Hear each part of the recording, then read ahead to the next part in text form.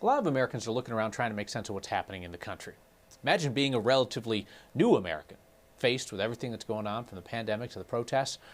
We first met Ali Ghassan a few years ago, refugee from Iraq who came here to be an artist. Since then, he started an art academy in Denver, became an American citizen while wearing a face mask.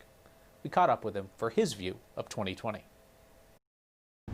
So, my name is Ali Ghassan. My goal from the first time when I started this journey, I would like really create a school to help the student to get high standard of the quality of the art. Originally, I'm from Iraq. I found myself I cannot be more successful than United States because my country with the war, with all the economy stuff. And there's one thing make my heart is blowing. It's I get my citizen, and this is difficult time.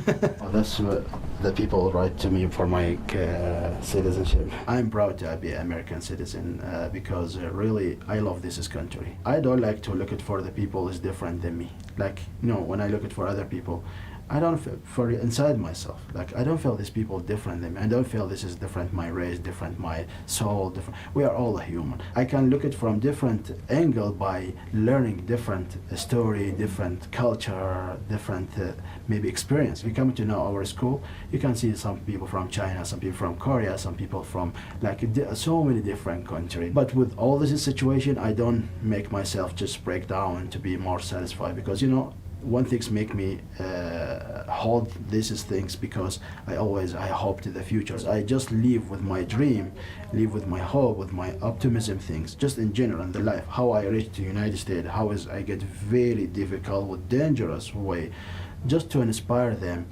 don't give up. Any difficulties in your life happen, you have to always hold your hope. Ali founded the Real Academy of Art, Evans and Oneida. Our photojournalist Byron Reed has been documenting his story over the years.